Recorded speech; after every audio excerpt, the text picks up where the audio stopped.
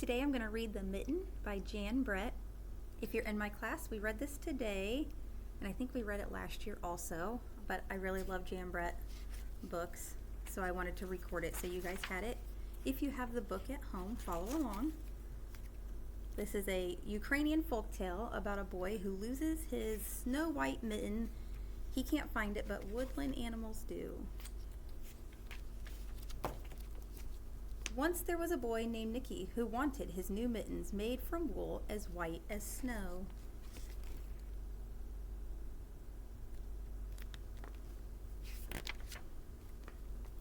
At first, his grandmother, Baba, did not want to knit white mittens. "If you drop one in the snow," she warned, "you'll never find it." But Nicky wanted snow white mittens, and finally Baba made them.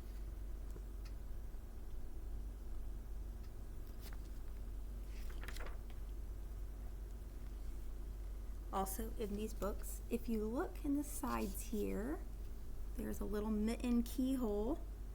You can see what might come next in the next page.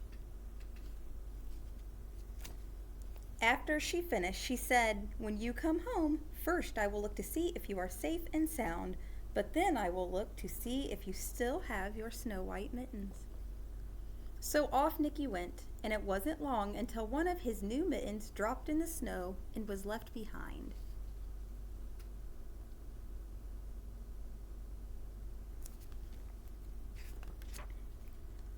A mole, tired from tunneling along, discovered the mitten and burrowed inside. It was cozy and warm and just the right size, so he decided to stay. And you can see the little mole right here. And you can see who we're going to meet next.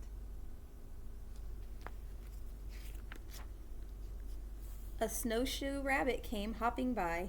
He stopped for a moment to admire his winter coat. It was then that he saw the mitten, and he wiggled in feet first. The mole didn't think there was room for both of them, but when he saw the rabbit's big kickers, he moved over.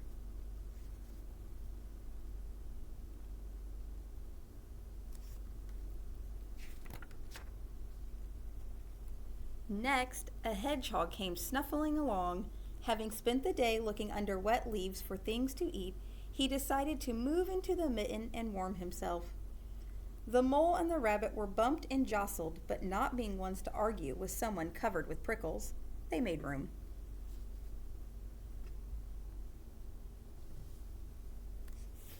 You can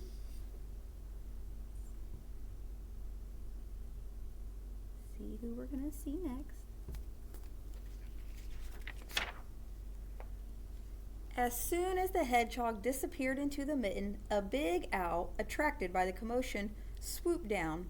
When he decided to move in also, the mole, the rabbit, and the hedgehog grumbled, but when they saw the owl's glinty talons, they quickly let him in.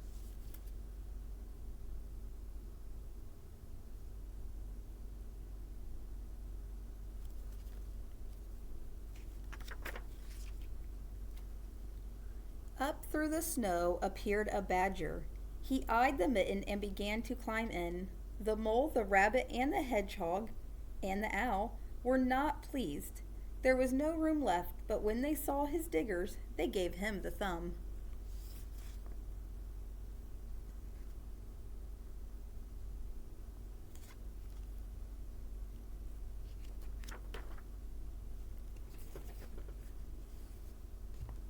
It started snowing, but the animals were snug in the mitten. A waft of warm steam rose in the air, and a fox trotting by stopped to investigate. Just the sight of the cozy mitten made him feel drowsy. The fox poked his muzzle in. When the mole, the rabbit, the hedgehog, the owl, and the badger saw his shiny teeth, they gave the fox lots of room.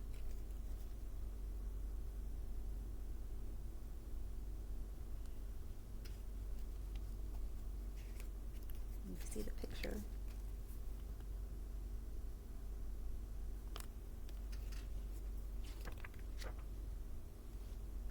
A great bear lumbered by.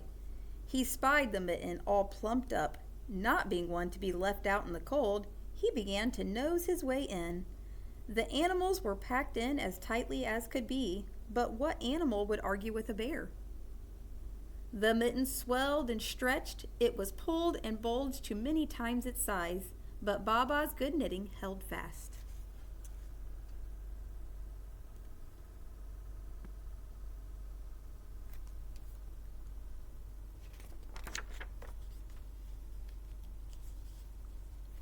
Along came a meadow mouse, no bigger than an acorn. She wriggled into the one space left and made herself comfortable on top of the great bear's nose.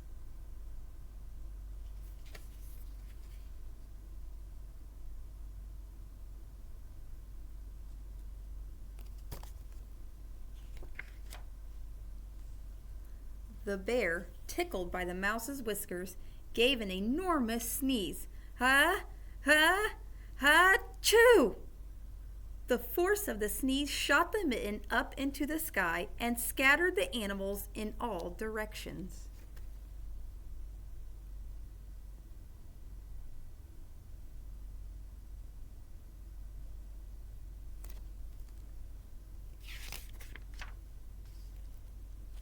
On his way home, Nicky saw a white shape in the distance. It was the lost mitten silhouetted against the blue sky.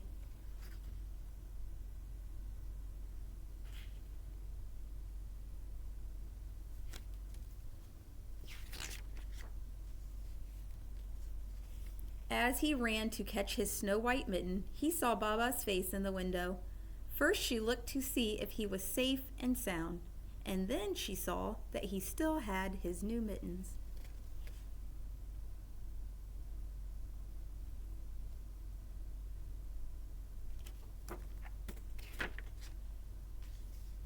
The end. What do you notice about this picture? Look at the gloves.